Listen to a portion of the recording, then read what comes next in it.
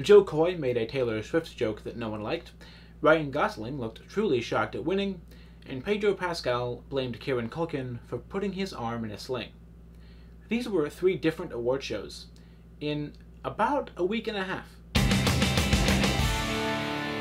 I mentioned last week that I was going to talk about movie musicals in the modern age.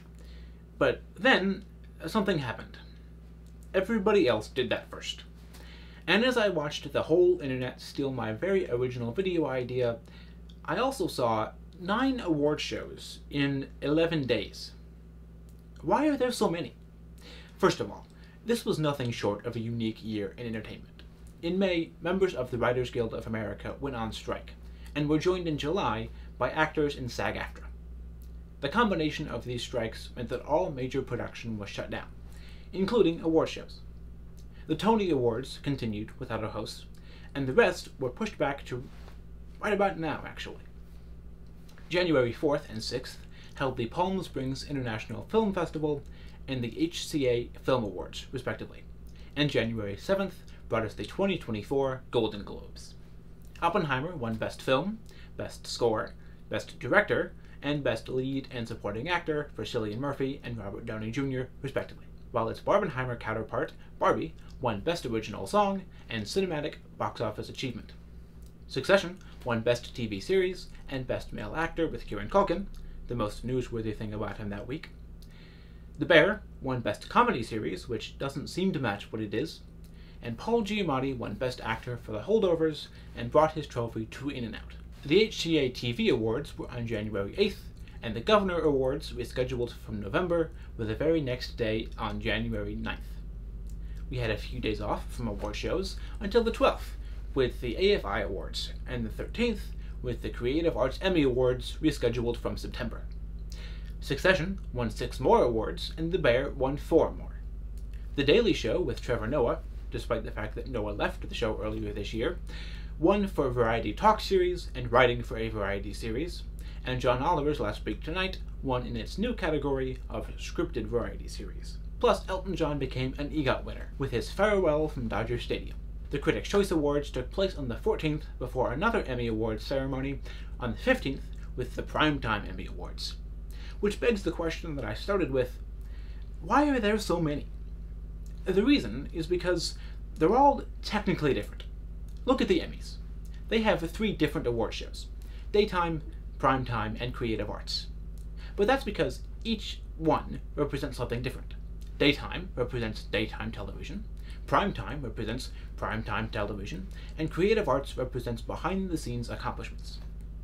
Yes, every Hollywood award show has Best Film, but of course it does. It's the smaller awards that set each one apart, like the Critics' Choice Award Best Ensemble Award. Okay, sure, but do we really need these shows? There's a lot of other stuff to watch, and there are just so many award shows. Well, I don't think that award shows are going to go away. People watch stuff that looks good, but they also watch stuff that appears well made. Having an award-winning creative involved helps to bolster that reputation of being well made. And studios know this, and really like to greenlight projects that have an award-winning creative involved. So awards help to make sure that the film and TV and music industries keep working. But aren't these industries really struggling, you ask? Well, yes. But it'd probably be much worse without these awards, and a show to present them in. So, if the award shows are going to stay, then what do we do with them? Because it's not news for me to say that they're not doing very well. The Emmys this year had their lowest ever viewership, and it's not alone in this trend. All of the other shows are experiencing similar patterns, which I think might be part of the problem. There should be variety in these shows, but I think this is too much variety. There are too many shows, especially when they all judge in basically the same way. Oppenheimer won Best Picture at multiple shows, so it's not like they're all taking a different approach to picking their winner. So I think the first step is just to consolidate some of them, so that a fan of these industries can actually watch the celebration of them without having to choose between 12 different versions of the same show, more or less. The bigger change that I think they need, though, is to adapt to the modern audience. I got an email every single time anyone won any award at any show this week. Then, as I wanted, I went to YouTube and watched the acceptance speeches, along with a bunch of people talking about them. So what's the point of watching the actual telecast if I can see it all elsewhere? Well, people still watch their favorite TV shows, even though they can read the plot on Wikipedia and watch clips on YouTube. And that's because there's something to watching the show that you don't get in the segments. In terms of exclusive moments, sure, but also in the feeling of arcs and development that are built through the entire runtime that doesn't really exist in isolation.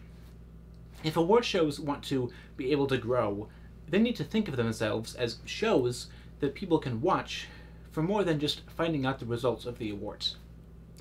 More specific categories, like the Critics' Choice Awards Best Ensemble, more entertainment segments like the Tony Awards has, and even some more of the community aspects that the Nickelodeon Kids' Choice Awards have. Things like these could all help to build up the night into a full-scale show.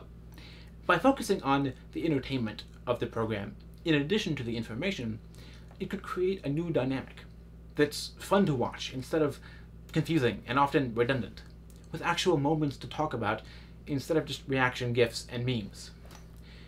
I think it would make them all much better, and if we can do that, maybe we'll all be worthy of submitting out ourselves.